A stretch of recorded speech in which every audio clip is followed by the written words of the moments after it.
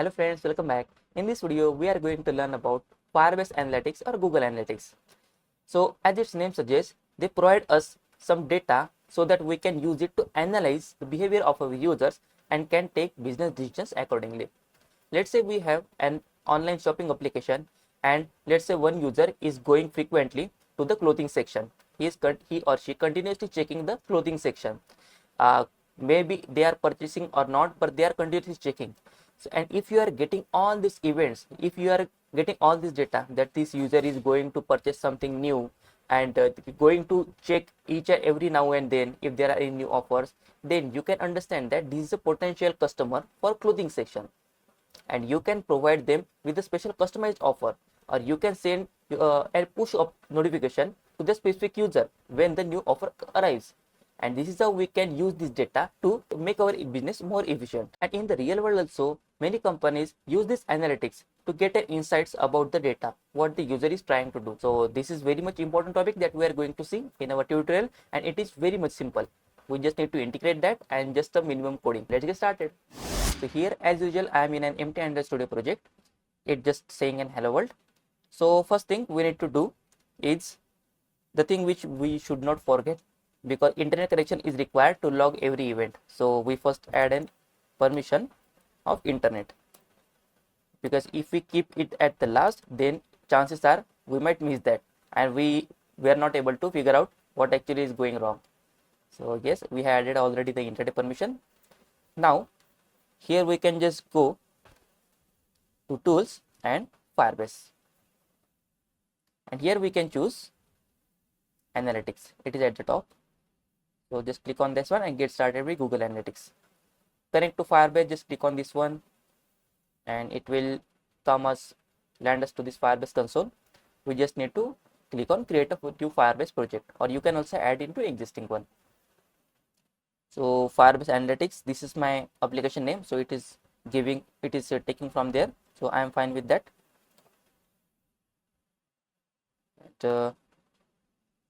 Yes, now I click on continue. Enable Gemini in Firebase, we can disable this one, and yes, we want this to be enabled, Google Analytics for your project.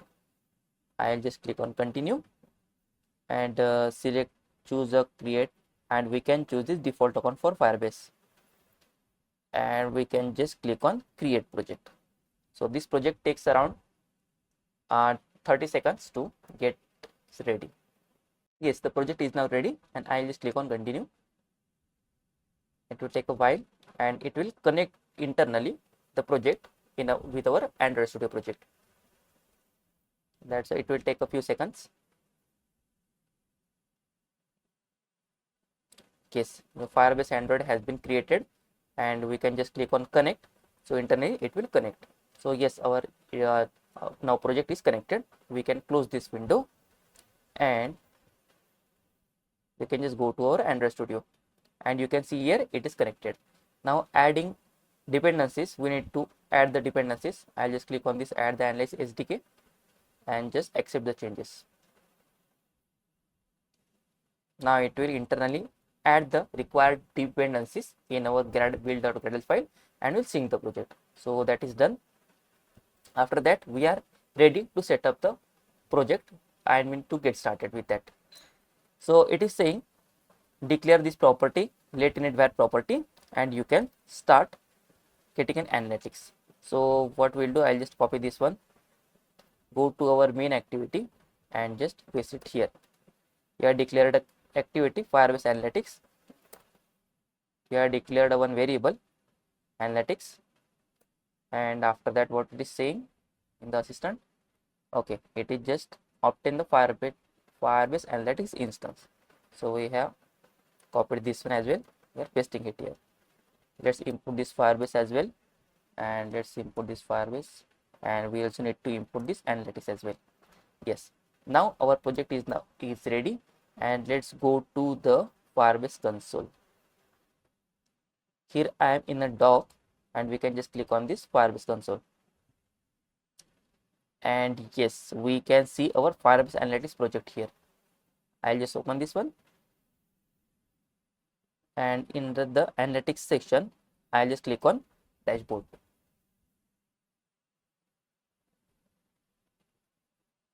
Dashboard is loading, and here it is saying active users. You will get all the insights of the user activity, like user activity over time, like when it was and where it was user was using the application, how many active devices. You will all get all the data in the different cards here. So we first need to run our application to see at least one device active. So I'll just open my emulator and we'll run the project. Yes, now our project is running and it is just a hello world. It didn't say anything.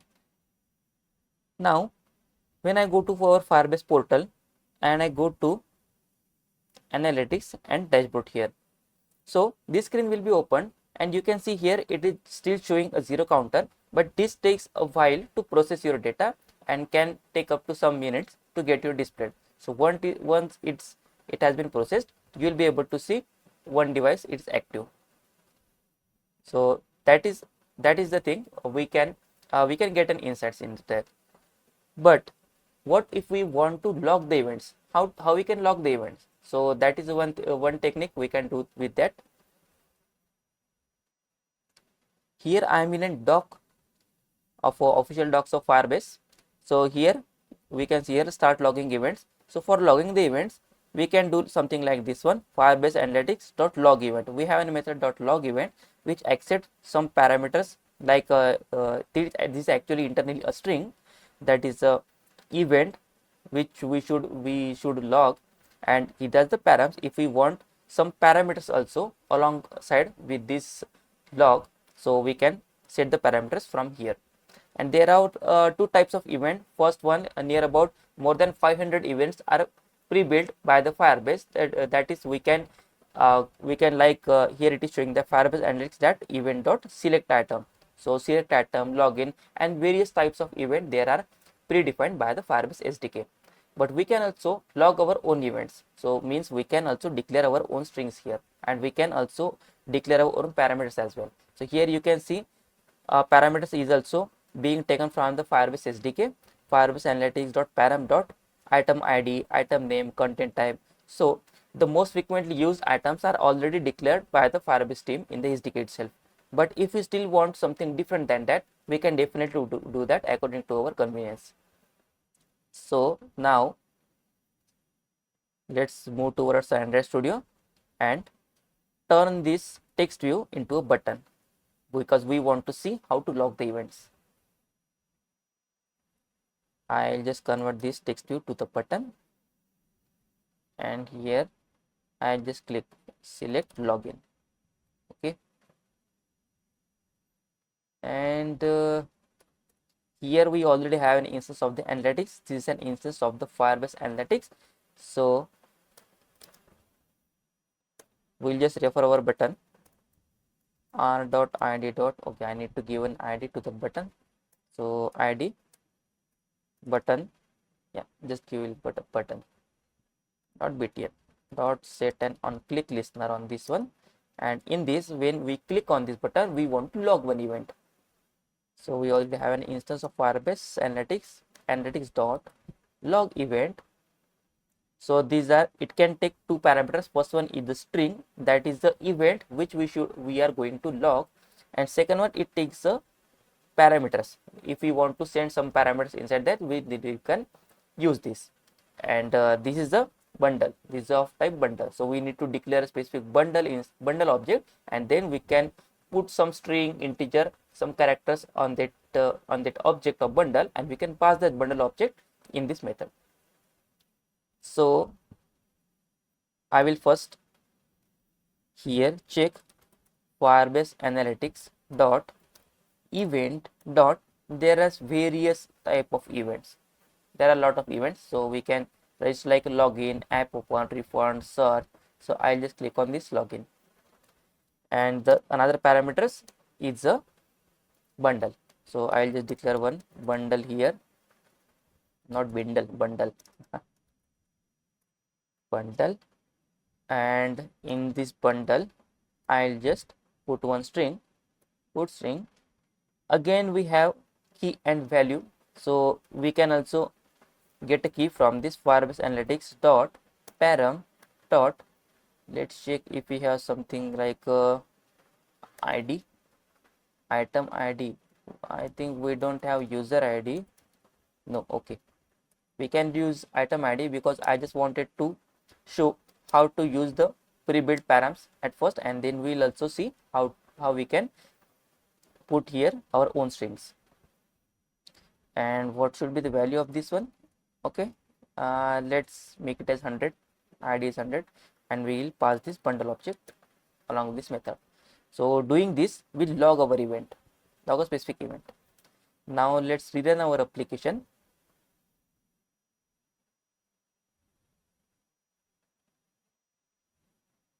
Yes, our application is launched, and we can just click on this login.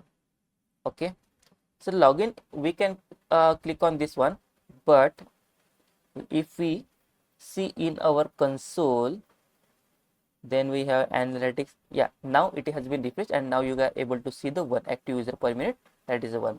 Okay, so it might take some time, like 5 to 10 minutes. If we it is not seeing in your case, then just wait few minutes. In this analytics, we want to now see the event, so I'll just click on this event, and it is loading. And yes, now you should be able to see the event here. What is the event? That event is logged, every data you want to see here, but you have to wait. That it is saying that integrates the SDK, and within 24 hours you will see your first reports here. So Firebase needs at least 24 hours to process the events that you are triggering from your application. So that is the one thing, that you cannot check the events as soon as you trigger them from your project. So this is one of the thing, but we don't need to wait. If you want to confirm, if you want to just verify that our events are getting logged properly, then here it is saying that in the meantime you can use DebugView to see events logged by your development devices in real time. So here is the DebugView report that we can use to check if our events are getting logged properly or not. So just click on this DebugView report, and it is just like a timeline. It is just like a timeline. It will show our event exactly at the specific time. So it is currently waiting for the debug events, and when we'll fire our debug events, it take a few minutes to process, and it will then show us a real-time data. And for this one, we need to do some things. We can just go to here it is saying that you can enable verbose logging with the series of ADB commands if we want to see the events getting logged. Then we need to run these commands in our shell, in our terminal of the Android Studio. So we can just, I'll just copy one by one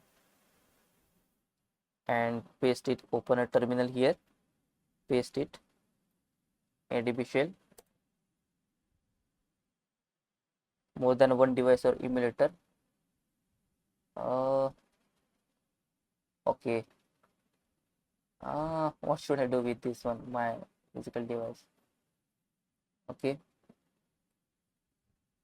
I don't know it will work or not, but let's try another command. Okay, so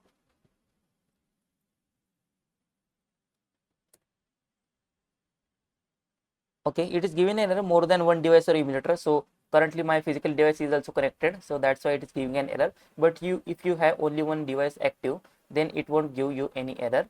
Okay, now I have closed the emulator, and it is just my physical device running, and I'll run these commands again one by one. Let's copy the first command. Which was the first command? It started. Okay, you can see the commands in log events as well.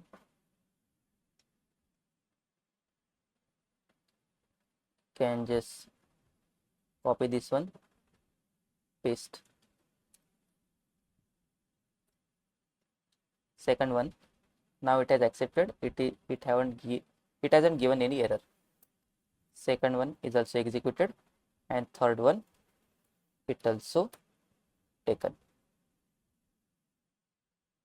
It is doing some processing, and after that we will be able to log the events and we will be able to see that in the Firebase debug view.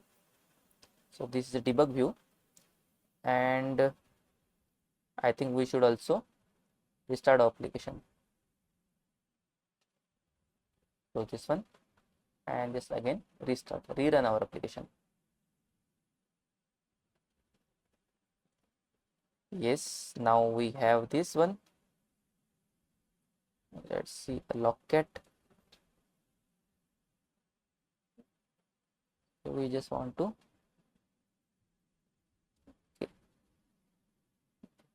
okay, logcat is already clear. Okay, no, clear logcat. So I'll clear this again and I'll just click on this login button. So as soon as I click on this login button, there are some things that is happening in the logcat.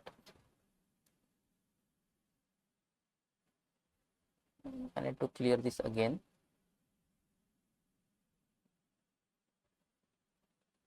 Yes, now you can see this is FME's Firebase Analytics, and you can see processing queued up service task 1. So that means our event has been sent and we need to check it here. Still we need to wait for a few minutes. So if we want to see the logs here in the Android Studio, we can see them in the terminal. Now can we clear this terminal? Okay, no, fine, we cannot clear this one, but after that you will be able to see the logs here. So when I click on this login button, just see carefully. If I click on this login button, then we can see logging event here. Origin, app name, login, app name, because the event name was login, and parameters. What were the parameters? Item ID. These are some default parameters, and this is the custom which we have set. Item ID equal to 100. We have set it here 100. We have set it here log event as a login and item ID as a 100. So internally this item ID is a string item underscore ID. See, so you can see here the event you have logged. That means your events are getting logged correctly. So even if the Firebase portal is taking some time, even a lot of time also, then you can make sure that your app is logging the event correctly if you are able to see the logs in the terminal. Now this will take a while, but let me also show you how we can log a custom events. Now let's minimize this one for some time, and here for the custom we don't need to do anything. We just need to replace this Firebase Analytics with our own one. Let's pick as user underscore name, but make sure that the space is not accepted here. So if you will just write user space name, it will give you an error because you always need this string without spaces. Space is not accepted here.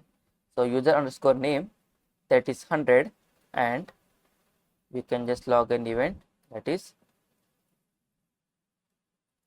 logged into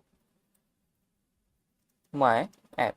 But as I already said, space is not allowed, so we need to use an underscores here. Logged into my app, and then this is bundle. So this is the only thing we need to do if we want to specify something different than the Firebase already has predefined in their classes. So if the user clicks on this button, then on the Firebase portal, that is analytics portal, you will be seeing logged in to my app. You will see this event, and you will see this parameter username, and you will see value as 100. Then you will get an insight that okay, this user has logged into my application, and which user? The user who have this username. Okay, username we can set as something as my name is Ashish. So Ashish has logged into my application, and you will also be able to see the exact date and time at which instance that user has logged in. So this is the very powerful data, and we get the data in a free of cost. So while we are waiting on this one, let us switch again to our analytics dashboard. Let's see if they have updated something. Yes, now it is showing active users too, because at first I have run the application on the emulator and now I am running it on the physical device. So that's why it has refreshed after a few minutes and now it is showing as a 2. And is there any new data here? Okay, no. So what I'll do, I'll show the events in my another projects. So I have created this Firebase Analyst tutorial project. So here I have logged few events and we are able to see the events here. So that's why, because there have been several hours that I have created this project. So that's why it is now saying, and this is showing for last 30 minutes.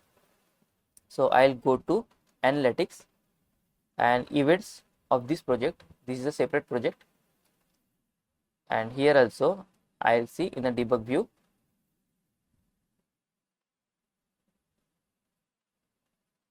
Okay, sorry, it will also show for last 30 minutes. So I'll need to, I haven't logged any event in the last 30 minutes, so that's why unfortunately I can't show you that. Let us move towards our own project and see if it has processed. If it still hasn't processed,